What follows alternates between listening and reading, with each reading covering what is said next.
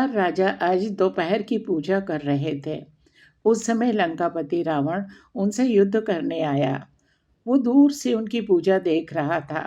राजा अज ने भगवान शिव की वंदना की और जल आगे अर्पित करने की जगह पीछे फेंक दिया। यह देखकर रावण को ताज्जुब हुआ। युद्ध करने से पहले राजा अज के पास जाकर उसने पूछा, आपने पूजा के बाद जल आगे फेंकने के बजाय पीछे क्यों फेंका?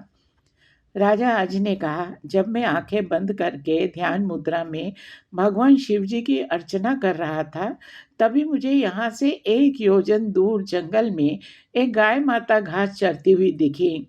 ये भी दिखा कि एक सिंह उस पर आक्रमण करने वाला है।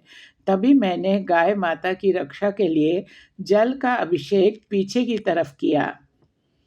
रावण को यह बात सुनकर बहुत आश्चर्य हुआ। वो 1 योजन दूर गया। उसने देखा कि एक गाय हरी घास चर रही है।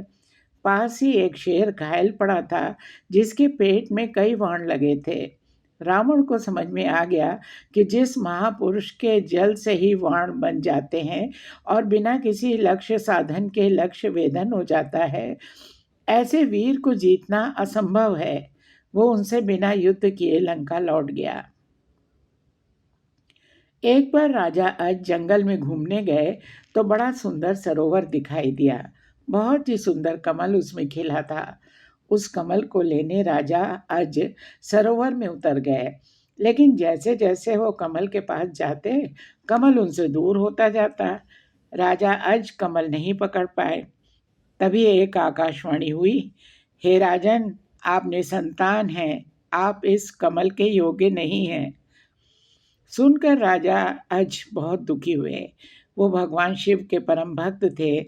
उनकी इस चिंता पर भगवान शिव का ध्यान गया।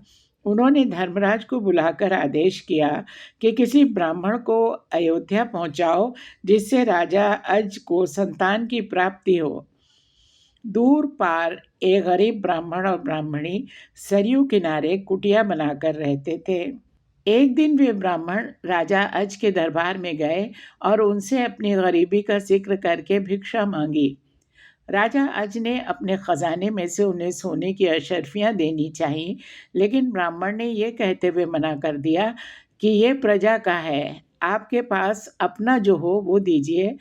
तब राजा अज ने अपने गले का हार उतारा और ब्राह्मण को देने लगे, लेकिन उसने ये कहकर मना कर दिया कि ये भी प्रजा की संपत्ति है।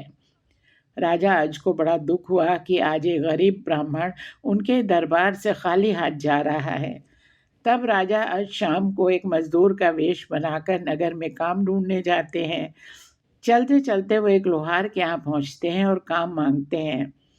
पूरी रात हथौड़े से लोहा पीटने पर सुबह उन्हें 1 टका मजदूरी मिलती है। राजा 1 टका लेकर ब्राह्मण की झोपड़ी में पहुँचे। वहाँ ब्राह्मण नहीं था। उन्होंने वो टका उसकी पत्नी को दे दिया और कहा कि इसे ब्राह्मण को दे देना। जब ब्राह्मण आया तो उसकी पत्नी ने वो टका ब्राह्मण को दिया। ब्राह्मण ने उस टके को ज़मीन पर फेंक दिया। तभी एक आश्चर्यजनक घटना हुई।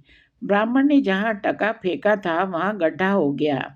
ब्राह्मण ने उस गड्ढे को खोदा तो उसमें से एक सोने का रथ निकला और आसमान में चला गया। ब्राह्मण ने और खोदा तो दूसरा सोने का रथ निकला और आसमान की तरफ चला गया। इसी तरह 9 सोने के रथ निकले। जब 10वां रथ निकला तो उस पर एक बालक था और वो रथ जमीन पर आकर ठहर गया।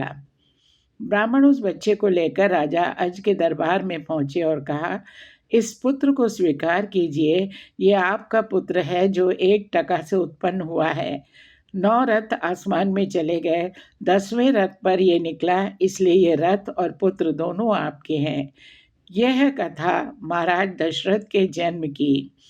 महाराज दशरथ का असली नाम मनु था और वो 10 दिशाओं में अपना रथ लेकर जा सकते थे, इसीलिए दशरथ नाम से मशहूर हुए।